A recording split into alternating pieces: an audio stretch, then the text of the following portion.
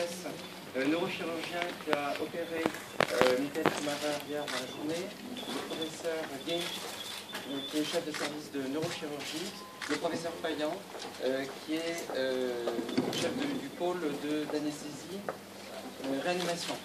Nous allons tenir cette conférence de presse en français. Donc je voudrais d'abord rappeler que M. Schumacher a été admis au centre hospitalier de Grenoble hier vers 12h40 suite à un accident de ski qui est survenu à Méribel en fin de matinée. Lorsqu'il est arrivé, il souffrait d'un traumatisme crânien grave avec coma qui a nécessité une prise en charge immédiate en bloc opératoire neurochirurgical. Il était hier soir dans une situation critique et il reste à ce stade dans une situation critique. Donc je vais passer la parole au professeur Chabardès pour qu'il puisse exprimer un certain nombre d'informations complémentaires. Alors que M. Schumacher a été victime d'un traumatisme crânien grave à ski du mois de décembre. Lors de la prise en charge par les médecins sur place, il était obnubilé et agité. Son état neurologique s'est dégradé rapidement. Il a dû être transporté par hélicoptère rapidement sur l'hôpital de Grenoble.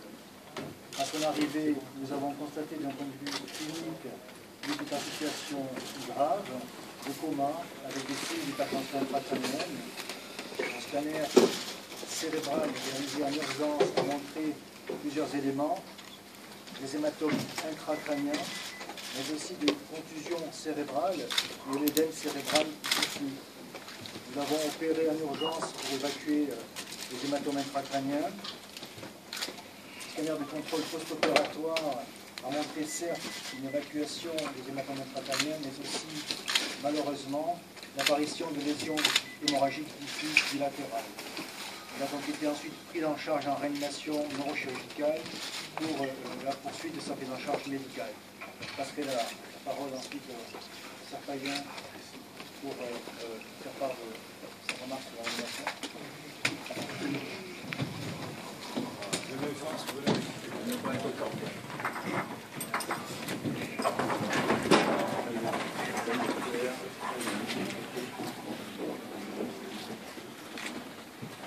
Pour compléter ce que vient de vous dire mon collègue, je dirais que cet accident est survenu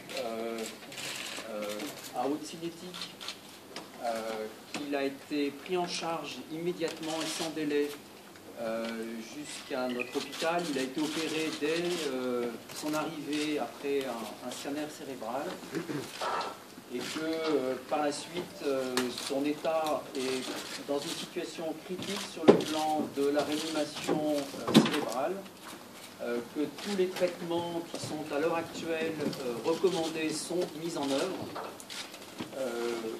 et que pour le moment, on ne peut pas se prononcer sur le devenir de Michael Schumacher.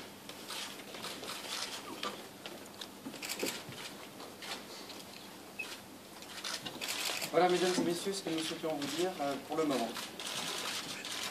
Vous pouvez nous dire plus sur le traitement mis en œuvre? Il est dans un coma artificiel. Il est en hypothermie, il a des traitements qui visent à limiter au maximum la réaction d'œdème cérébral, dont a parlé mon collègue Chabardès, et qui entraîne une augmentation de la pression intracrânienne importante. Et donc notre objectif, c'est de limiter au maximum cette montée, cette élévation de pression intracrânienne. C'est-à-dire vulgairement qu'il se bat à l'heure actuelle, c'est ça qui se passe en fait. Sa situation est critique, est jugée critique, oui. Vous comprenez que ça arrive juste une seule fois. Il a été opéré une seule fois, son admission. L'opération s'est réalisée sans problème particulier. Il a été opéré une seule fois. Il y aura des séquelles de ces opérations? On ne parle pas de séquelles à l'heure actuelle. On parle d'actuellement de traitement et on travaille heure par heure.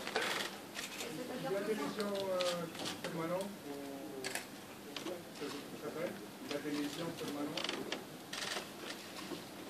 Il avait des lésions à son admission cérébrale Celles-ci, comme je vous l'ai précisé, ont été constatées sur le scanner du contrôle post-opératoire. Il y a des lésions diffuses. Mais pour l'instant, on ne va pas spéculer sur quoi que ce soit d'autre. On en reste au fait à ce que l'on constate.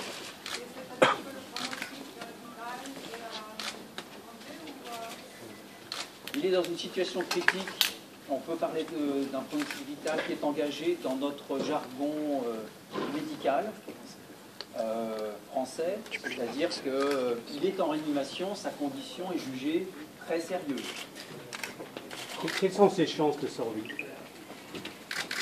Je ne peux pas me prononcer là-dessus. Notre équipe, avec l'équipe de neurochirurgie, travaille en permanence, nuit et jour, à son chevet.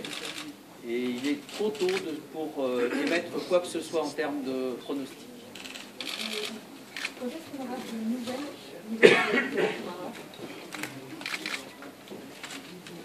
Dès qu'on jugera utile. Son casque ne l'a pas protégé suffisamment. On pense que, vu la violence du choc, son casque l'a protégé en partie, bien sûr.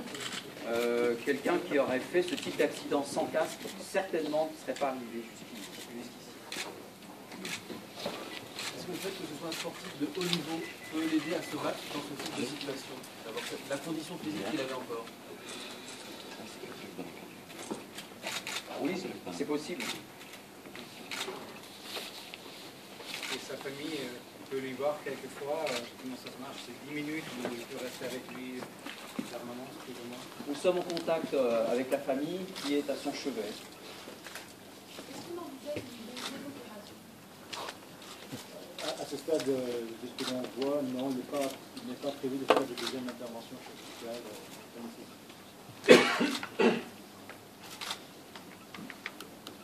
Est-ce que des liaisons antérieures ont joué un rôle? Est-ce que des liaisons antérieures ont joué un rôle? Lésions antérieures? Une chute qu'il a subie avant? Nous, on n'a pas tenu compte de quoi que ce soit à ce niveau-là. Et la condition clinique dans laquelle il est due à son traumatisme crânien actuel.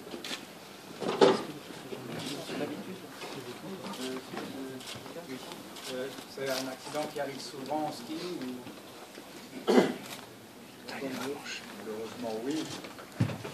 Malheureusement, oui. On a d'ailleurs beaucoup communiqué sur le port de casque à ski parce que nous recevons chaque année beaucoup de traumatismes crâniens, beaucoup de traumatismes de colonne vertébrale à ski. Donc c'est quelque chose dont nous avons l'habitude de prendre en charge en collaboration avec nos collègues de réanimation et en collaboration avec la neurochirurgie pour les actes d'évacuation du matos.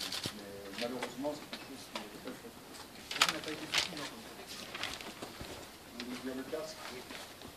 Vraisemblablement, de toute évidence, il n'a pas été suffisant, mais comme l'a rappelé mon collègue professeur Payen, la cinétique du choc devait être particulièrement élevée. Là, il portait son casque, hein, ça c'est indéniable. Est-ce que son passage à l'hôpital de Moutier a été une perte de temps dans la gravité de la blessure?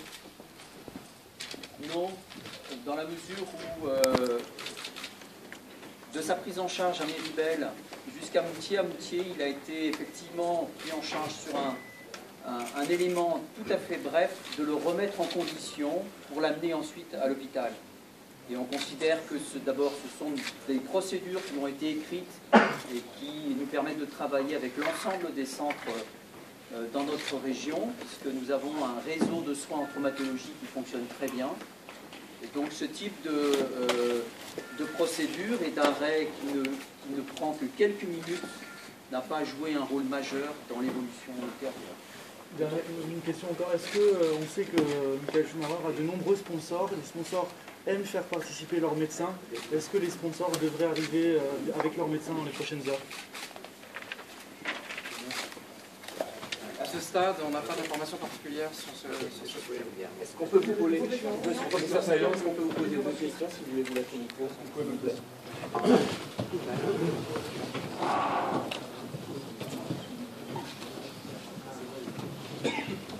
Vous avez une échéance attendue pour une évolution? Est-ce que vous avez des échéances attendues pour observer une évolution? Très honnêtement, je voudrais vous dire que je suis venu ici, non pas en tant que médecin, mais en tant qu'ami. Donc, écoutez, je ne répondrai à aucune question, si vous voulez, technique, mais ça a été très bien répondu par les collègues. Et je voudrais, en tant que vraiment ami, les remercier pour tout le travail qui a été fait, qui est parfait, que ce soit aussi bien en chirurgie, en réanimation, que ce soit les médecins et le paramédical et l'infirmière. Donc, uniquement en tant qu'ami, je suis ici et donc je ne répondrai pas sur des questions qui ne sont pas de mon domaine propre. En tant qu'ami, justement, et en tant que proche de la famille, dans quel état aujourd'hui vous êtes? Quelqu'un qui est inquiet, comme la famille est inquiète, comme sa femme est inquiète, comme ses enfants sont inquiets. On est tous préoccupés par son état et ça vous est très bien expliqué. Les médecins ne veulent pas vous en dire plus parce qu'ils ne peuvent pas vous en dire plus. C'est parce que, ça a été dit tout à l'heure, ils travaillent heure par heure et c'est à ce niveau-là qu'on peut prendre. Vous connaissez particulièrement son mental de gagnant. Est-ce que vous pensez que ça peut influencer